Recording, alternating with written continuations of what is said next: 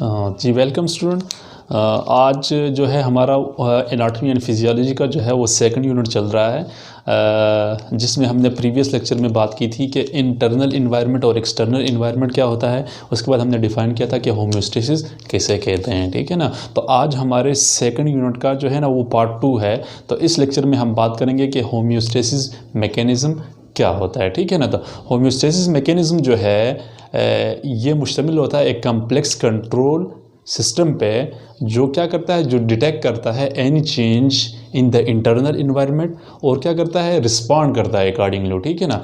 तो homeostasis mechanism को किस तरह डिफाइन किया? It is a complex control system that detect and response to the changes in the environment, ठीक है ना। तो इंटरनल इन्वायरमेंट में जो चेंज आएगी उस चेंज को ये होम्योस्टेसिस मैकेनिज्म डिटेक्ट करेगा। डिटेक्ट करने के बाद क्या करेगा, रिस्पॉन्ड करेगा, ठीक है ना। उस कम्प्लेक्स मैकेनिज्म को हम क्या कहेंगे, होम्योस्टेसिस मैकेनिज्म कहेंगे, ठीक है ना। अब आगे बात करते हैं कि ये जो होम्योस्टेसिस मैकेनिज्म है ये मुश्तमिल होता है 3 बेसिक कंपोनेंट्स पे, ठीक है ना। तो homeostasis mechanism is consist of 3 basic components, ठीक है ना। नंबर 1 जो है वो क्या होगा, डिटेक्टर होगा, ठीक है ना। डिटेक्टर को हम रिसेप्टर भी कहते हैं। सेकंड कंपोनेंट जो है वो कंट्रोल सेंटर है, ठीक है ना, जो हमारा ब्रेन होगा। और थर्ड जो है वो क्या होगा, इफेक्टर होगा, ठीक है ना। जिस तरह हमने प्रीवियस लेक्चर में बात की थी, हमने कहा था कि different various homeostasis mechanism work करते हैं बॉडी के अंदर to response against the change in the internal या एक्सटर्नल इन्वायरमेंट में। हमने कहा था बॉडी के अंदर मुख्तलिफ मैकेनिज्म हैं जो वर्क करते हैं to regulate the internal environment in a steady and narrow range, ठीक है ना। तो अब जितने मैकेनिज्म वर्क करेंगे उन सब मैकेनिज्म के क्या होंगे, 3 कंपोनेंट्स होंगे, ठीक है ना। एक डिटेक्टर होगा, कंट्रोल सेंटर होगा और इफेक्टर होगा। अब हम बात करते हैं बारी बारी कि ये बेसिक कंपोनेंट्स क्या हैं, ठीक है ना। तो आए इस डायग्राम की तरफ हम देखते हैं। तो इसमें देखें stimulus, detector, control centre and effector, ठीक है ना। तो सबसे पहले हम बात करेंगे कि स्टिमुलस क्या है। स्टिमुलस जो है any detectable change in the external और internal environment is called stimulus, ठीक है। क्या हुआ, ऑर्गेनिज्म के इंटरनल और एक्सटर्नल इन्वायरमेंट में कोई डिटेक्टेबल चेंज वाक़या हो जाए तो उसको हम क्या कहेंगे, स्टिमुलस कहेंगे, ठीक है ना।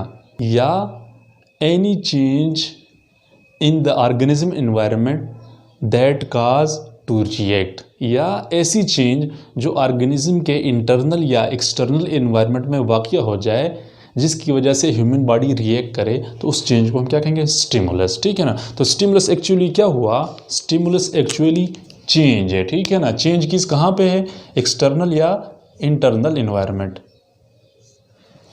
एक्सटर्नल या इंटरनल इन्वायरमेंट में कोई चेंज आ जाए, ठीक है ना, जिस चेंज की वजह से ह्यूमन ऑर्गेनिज्म या ह्यूमन बॉडी क्या करे, रिएक्ट करे, तो उस चेंज को हम क्या कहेंगे, स्टिमुलस कहेंगे, ठीक है ना। अब सेकंड बात करते हैं डिटेक्टर, ठीक है ना। अब डिटेक्टर क्या है, डिटेक्टर को हम रिसेप्टर भी कहते हैं या सेंसिंग ऑर्गन भी कहते हैं, ठीक है ना। अब ये डिटेक्टर क्या करेगा, जब एक्सटर्नल या इंटरनल इन्वायरमेंट में जब चेंज आएगी, जिसको हमने स्टिमुलस कहा था, ठीक है ना, किसी भी स्टिमुलस को क्या करेगा, डिटेक्ट करेगा, ठीक है ना। डिटेक्ट करने के बाद उस स्टिमुलस को या उस स्टिमुलस से रिलेटेड इन्फॉर्मेशन को कहाँ सेंड करेगा, कंट्रोल सेंटर की तरफ सेंड करेगा, ठीक है ना। तो डिटेक्टर या रिसेप्टर जो है ये सेंसिंग यूनिट है किसके, होम्योस्टेसिस के, या होम्योस्टेसिस मैकेनिज्म का सेंसिंग यूनिट है डिटेक्टर, जो किसी भी स्टिमुलस को डिटेक्ट करता है, ठीक है ना। अब डिटेक्ट करने के बाद डिटेक्टर क्या करेगा, उस इन्फॉर्मेशन को क्या करेगा, सेंड करेगा कंट्रोल सेंटर की तरफ, ठीक है ना। अब हम बात करते हैं होम्योस्टेसिस मैकेनिज्म के सेकंड कंपोनेंट की बात करते हैं, कंट्रोल सेंटर। तो कंट्रोल सेंटर का मैंने बताया है ये एक्चुअल क्या है, ब्रेन है, ठीक है ना।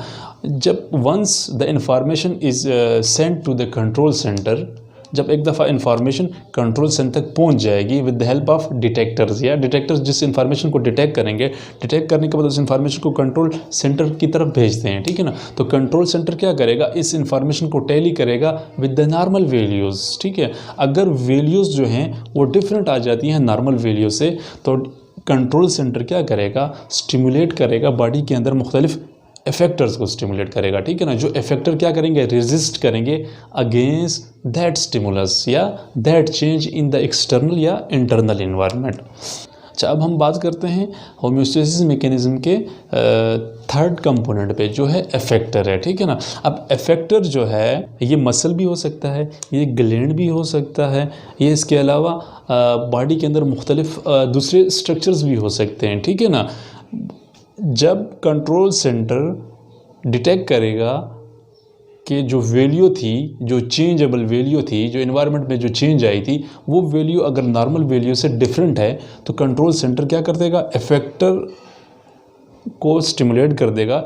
ये इफेक्टर क्या करेंगे, रेजिस्ट करेंगे, ठीक है ना, अगेंस्ट दैट स्टिमुलस, ठीक है ना, और उस चेंज को वापस लेके आएंगे टू द नॉर्मल वैल्यू, ठीक है ना, या नॉर्मल रेंज तक वापस लेके आएंगे, ठीक है ना।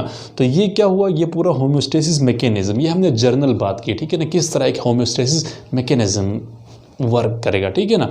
तो हमने कहा था बॉडी के अंदर डिफरेंट फिजियोलॉजिकल वेरिएबल्स हैं जिसको ह्यूमन बॉडी एक नॉर्मल रेंज में रखती है, ठीक है ना। तो अब हर एक फिजियोलॉजिकल वेरिएबल्स की जब हम बात करेंगे, ठीक है ना, तो उसको एक नॉर्मल रेंज में रखने के लिए होम्योस्टेसिस मैकेनिज्म जो है ना वो इन 3 बेसिक कंपोनेंट पे वर्क करेगा, ठीक है ना। हर एक फिजियोलॉजिकल वेरिएबल के लिए एक रिसेप्टर होगा जो उस फिजियोलॉजिकल वेरिएबल्स के अगेंस्ट इंटरनल या एक्सटर्नल इन्वायरमेंट में अगर कोई चेंज वाक़ हो जाए तो उसको क्या करेगा, डिटेक्ट करेगा, ठीक है ना। डिटेक्ट करने के बाद उस इंफॉर्मेशन को सेंड करेगा कंट्रोल सेंटर की तरफ, ठीक है ना। कंट्रोल सेंटर क्या करेगा, उस वैल्यू को टैली करेगा विद द नॉर्मल वैल्यू। अगर वो वैल्यू डिफरेंट आ जाती है तो कंट्रोल सेंटर क्या करेगा, एक्टिवेट करेगा इफेक्टर आर्गन को, ठीक है ना।